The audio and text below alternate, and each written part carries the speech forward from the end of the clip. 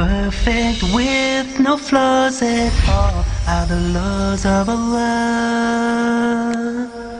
A way of life, a way of life, a way of life, a way of life.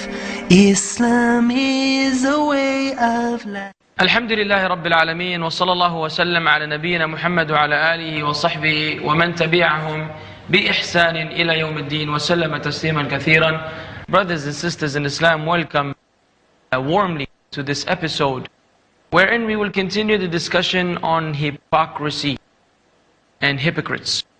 In the last episode we covered at least two of the most major characteristics or qualities in the hypocrites who are considered to be outside the folds of Islam, meaning they pretend to be adhering to the faith, but inwardly they are on some other belief system.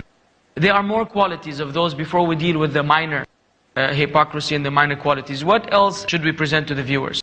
Bismillah ar-Rahman ar-Rahim, alhamdulillah, wassalatu wassalamu ala rasulillahi wa alihi wa sahbihi man ihtada bihudahu, amma ba'd. Allah Azza wa Jal mentioned in Surah Al-Baqarah chapter 2, in the very beginning, some of these features and qualities found in hardcore hypocrites. Good way to put it. And among these qualities, and I don't think it's a good quality, among these characteristics is the spread of corruption. Allah Azza wa Jal says in the Quran, وَإِذَا قِيلَ لَهُمْ لَا تُفْسِدُوا فِي الْأَرْضِ قَالُوا إِنَّمَا نَحْنُ مُصْلِحُونَ. And when it is said to them, do not cause corruption in the earth, they would say that we are merely reformers. And subhanAllah, if you look and contemplate, if you ponder on this ayah, they are saying that they are reformers, they are peacemakers, they are people who want good for the society. And if we investigate our Muslim societies nowadays, or our Muslim communities in the West, whether it be in America, in Europe, we find that the Muslims are suffering greatly, not on the hands of the disbelievers, on the hands of those who claim to be Muslims, the hypocrites. And if you look at these communities, you will find that there are people who are more Roman than the Romans, who claim to be Muslim, but they are striving, they're doing everything in their ability to undermine and to attack Islam and the Muslims. Allah Azza wa Jal tells us that when you ask them, Akhi, why are you doing this? He said, I am not spreading any or causing any kind of corruption. I am a reformer. And these liberals, these secularists, these who pretend to be Muslim, they always claim and hold and raise the flag of reforms. We would like to be reformers. And the first thing on their priority list as reformers, so-called reformers, is to abandon the Quran, to abandon the Sunnah, to abandon anything that draws you closer to Allah Azza wa Jal. And corruption has a number of different manifestations, as you may know, Sheikh Salim. Among them, can we say that the biggest type of corruption is shirk? Of course. Shirk is إِنَّ الشِّرْكَ لَظُلْمٌ عَظِيمٌ. the worst. Allah clearly called it fasad, corruption. وَلَا تُفْسِدُوا فِي الْأَرْضِ بَعْدَ إِصْلَاحِهَا. And this means that do not allow associating others with Allah to be widely spread after monotheism was established, because this would be considered as a form of corruption. So shirk is the greatest type of corruption. And if you go to so-called Muslim countries, you'd find them advocating other than the legislation of Allah Azza wa Jal. And this is not definitely part of shirk or kufr, because we know that there is major and minor, and we would not go into that road of saying that yes or no. This is an issue of dispute. We would not like to make it an issue here. But those who are claiming to be Muslims, if they promote other than the legislation of Allah Azza wa Jal, if they promote other than the Sharia of the Quran and the Sunnah, definitely this is a clear sign of hypocrisy, because their intention is manifested by their actions. If you tell them, let's go to the Quran, and they say, no, I do not like to have the Quran as our judge. I'd like to have the French law or the English law, then definitely, I'm talking about Muslims in a Muslim country, definitely this would be a breach of their iman. We see that perhaps, so we can have facts we can relate to, and you probably have heard that, from brothers and sisters or from emails, when there's a dispute between the husband and the wife, and the husband wants to refer the matters to the Quran and the Sunnah as to judge between them. The lady may say, no, I would want to go to court, whatever country that is, because it will give her rights which that Islam may not necessarily give her. She wants half of this and half of that, and she wants, a custody of the children when she may not be entitled to it in some cases in Islam. So that perhaps the Muslims have to realize this is an act of hypocrisy, because you're favoring a law other than the one which Allah Azza wa Jalla had revealed. It's very funny that you mentioned this. 2 days ago, I met a brother from India who's married to a Muslim revert, so-called Muslim, from the US. And there is a case between them, and she doesn't want the marriage. So the brother, Jazakallah Khair, gave her, as requested, divorce. She did not want the divorce alone. So now she is filing a suit against him in a civil, un-Islamic court to get everything he has, to get alimony for her. And we know that as a divorcee, she has nothing. As far as the husband is concerned, he's not a husband anymore, he's her ex. She's only entitled for the alimony for the children. She took the 2 girls. She even lives in his father's apartment, and she wants more and more. And I asked the brother, Ya Akhi, why don't you remind her of Allah Azza wa Jal?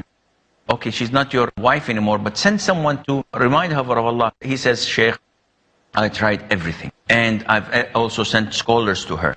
She is adamant, she is indefiant, and she does not want to listen to the Shara'. All what she cares about is money. Okay, so among the major qualities then is basically spreading corruption while claiming to be reformers. And Allah declared at the end, Ala innahum humul mufsidun. But they don't. Allah's declaration is, because some Muslims say, may dispute. And so you say, either we believe you or we believe Allah. I mean, Allah said that's what it is, and they don't recognize it, so we have to trust Allah Azza wa Jalla in what He said in the Quran.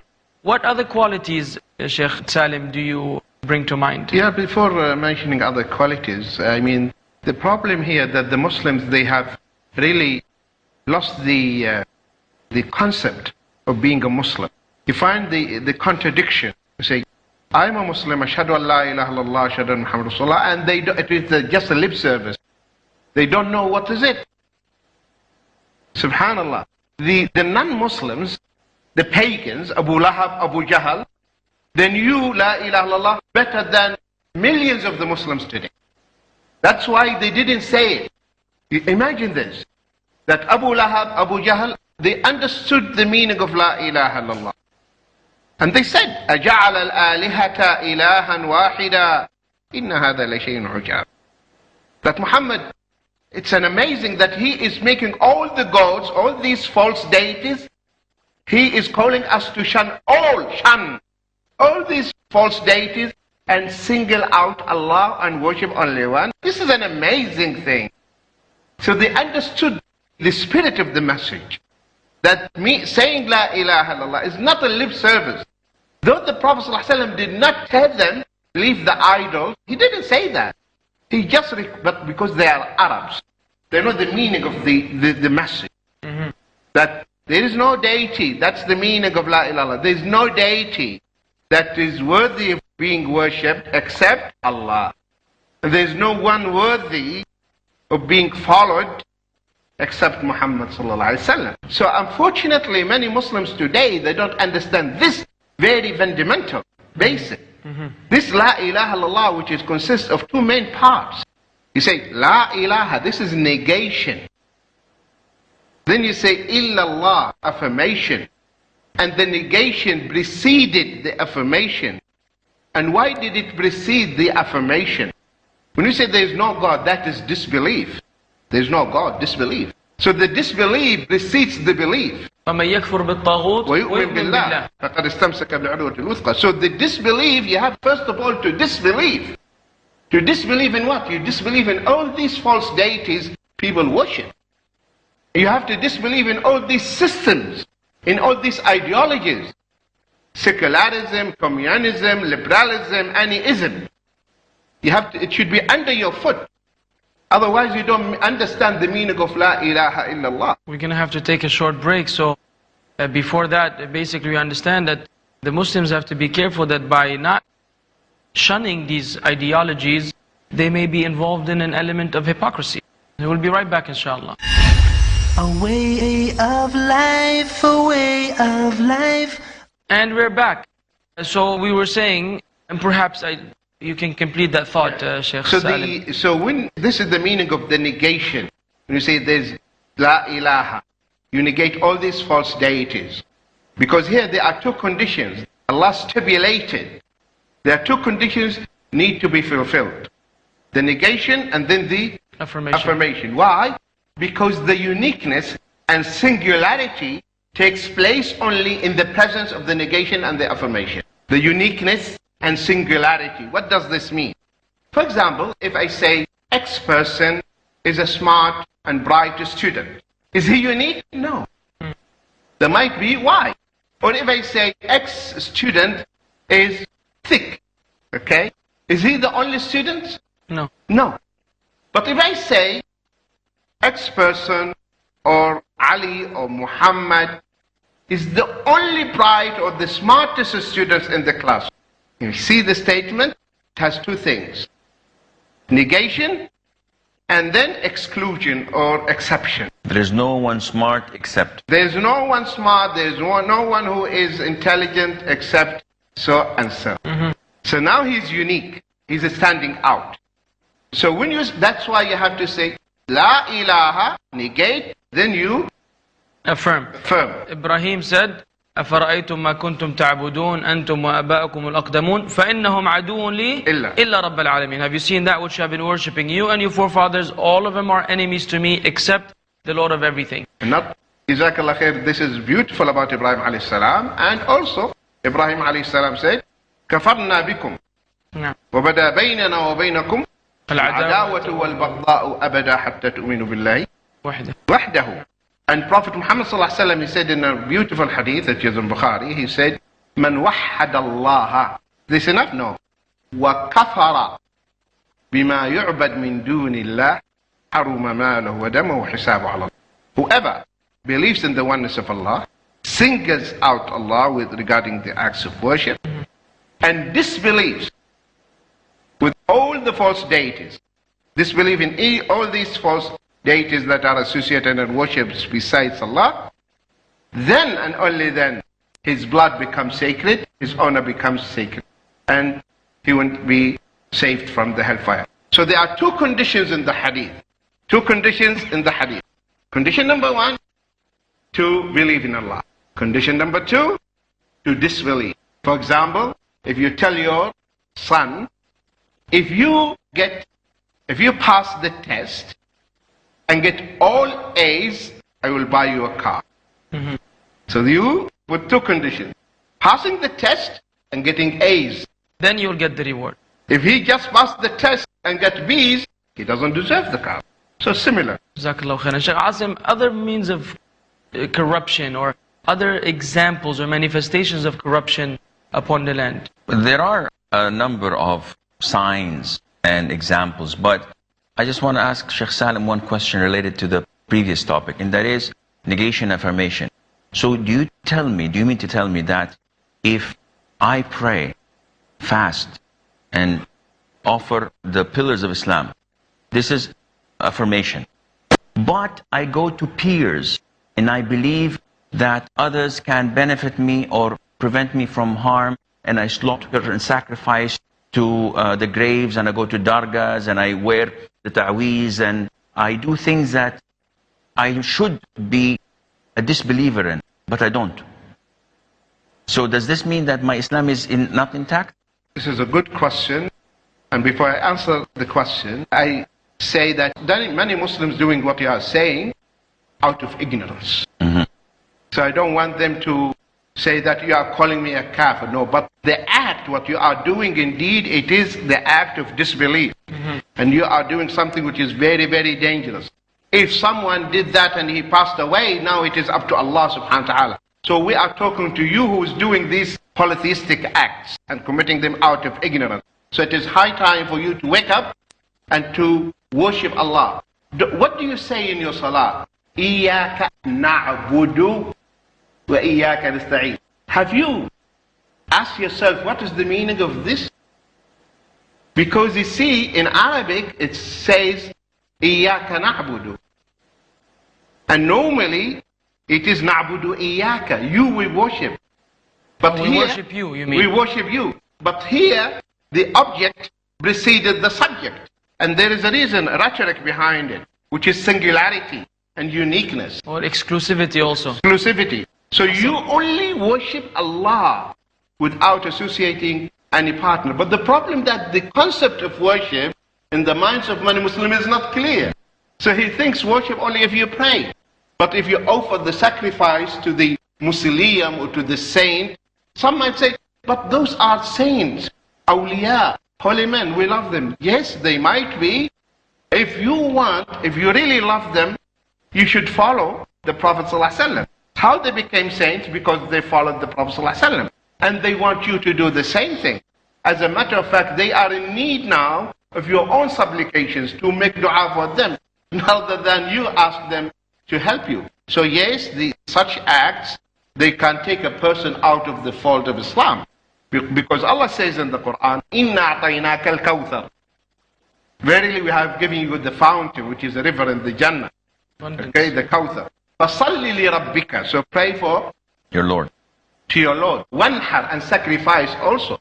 So the sacrifice is an act of worship.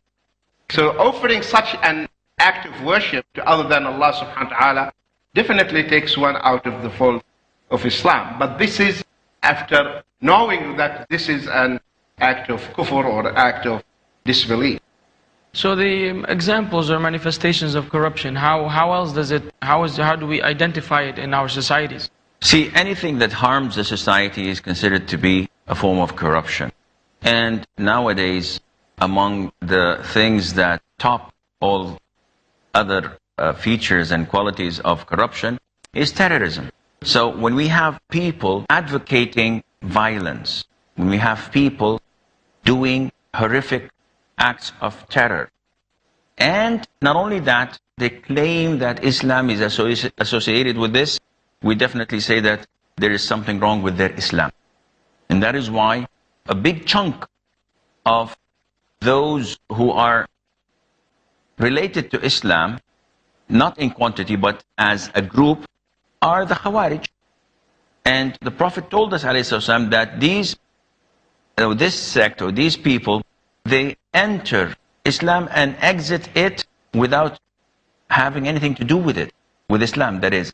And the Prophet told us that you will look down at your own prayers compared to theirs, and at your own recitation of the Quran compared to theirs, while their recitation does not exceed their throats. So these acts of terror are not related to Islam at all. Islam forbids discriminate killing. Islam forbids killing of a child, of a woman, of an elder, of a monk, of any religion. Islam forbids definitely killing yourself. Yeah, let me add something here. Group of Muslims, or the youth in particular, the problem actually it is lack of knowledge. And when you keep yourself away from the scholars and you think that you are actually helping the deen, as a matter of fact, you are actually causing a lot of damage to the image of Islam and to the deen itself and to the Muslims at large, because you don't want to listen to what the scholars are saying. So you are behaving in a way. So maybe you are sincere, but sincerity is not enough. It's often emotionalism. Yeah, it is not enough. The act has to be approved by the lawgiver. So if it goes against the law of Allah, because you see the Khawarij that the Shaykh mentioned, they were worshippers. They were reading the Quran, and yet they were killing the Muslims. Because of ignorance. Yes, they assassinated Ali radiallahu anhu. They fought the Sahaba. And one, after he was stabbed by the spear of a Sahabi, guess what he said? سَتَعْلَمُ غَدًا أَيُّنَا أَوْلَى بِهَا صِلِيًّا. He was so sure that the one who's going to the hellfire is the companion, not him. He said, you will know tomorrow who deserves the hellfire and who will be roasted there. Not me, you. I'm going to heaven as a shaheed. Misguided. Misguided. That's why when they told Sayyidina Ali, you became a kafir, Sayyidina Ali, just what to do? He is a faqih, a scholar.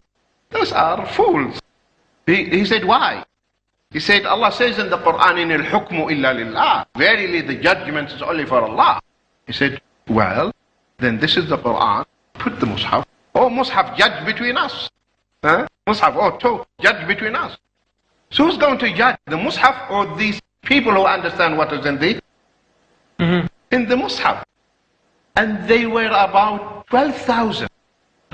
And they were concentrated in a place called Harura. That's why there's another name for them, is the Haruriya. Sayyidina Ali, he sent because he knew that they were brainwashed and misled and they were ignorant. So though they were telling him, you are a kafir, he didn't label them as disbelievers. As a matter of fact, he was asked, akuffarun hum? He said, no. Are they hypocrites? He said, the hypocrites hardly mention Allah. Those lips are always moving with Allah's dhikr. But they are misled by the shaitan. And he sent a scholar, the interpreter of the Quran, Abdullah ibn Abbas. He said, go and see them. Now, you see this, the beautiful, visualize the scene. Abdullah ibn Abbas is approaching them. The elders among the Khawari, they said, guys, behave yourself. Don't ever argue with Ibn Abbas. This is the interpreter of the Quran. The young ones, this is always the youth are flexing their muscles. The elders are saying, don't argue with him. The youth, they were full of this zeal. Said, by Allah, we will debate with him. Perhaps in the next episode, inshallah, you can tell us what happened in that debate. I'm sure the viewers will be looking forward to it. So am I. And we'll see you soon, inshallah. Assalamu alaikum. A way of life, a way of life, a way of